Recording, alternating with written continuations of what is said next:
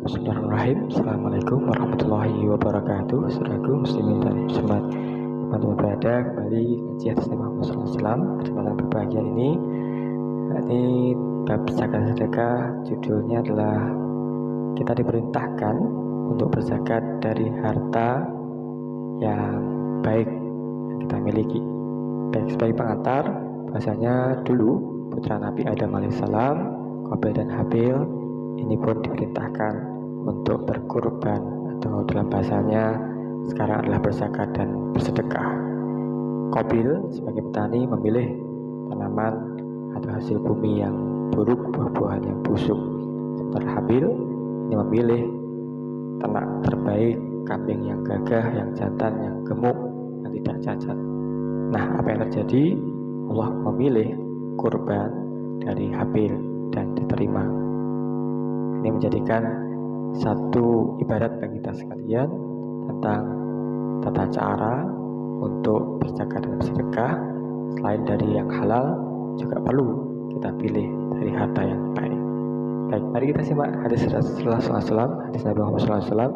Berikut ini, Bismillahirrahmanirrahim. Ahbarana Yunus ibnu Abdul A'la wal Haris ibnu Miskin qira'ah alaihi wa an Asma an ibnu Wahab qala hadatsani Abdul Jalil ibnu Humaid Yahshabi anna Shihab abna ibnu Shihab anna ibnu Shihab hadatsahu qala hadatsani Abu Umamah bin Suhail bin Sahal ibnu Hunayf fil ayati allati qala Allah azza wa jalla wala tayammamul khabisa minhu tunfikun qala huwa al-ju'ruru wa launuhu khubaik fanaha Rasulullah sallallahu alaihi wasallam an tu'khadu fi sadaqati sudalah.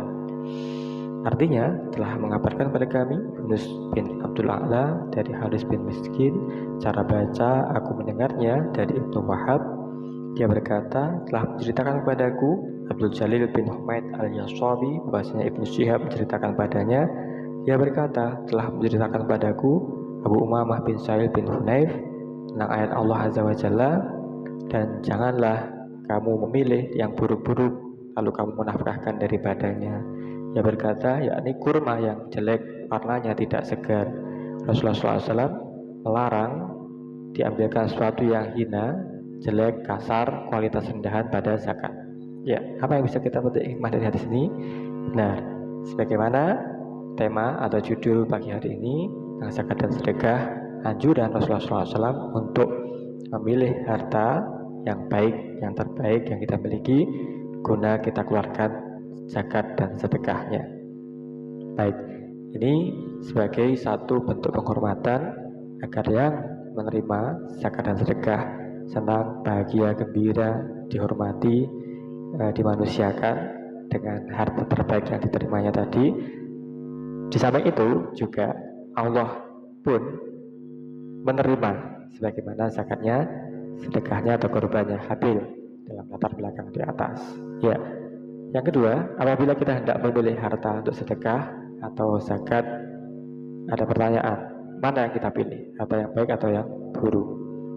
Menegaskan atau pengantar dan juga apa yang telah kita baca di atas, bahwasanya kalau kita ingin diterima, yang menerima pun bahagia, maka tidak ada pilihan bagi kita kecuali membayarkan zakat dari harta yang kualitasnya baik.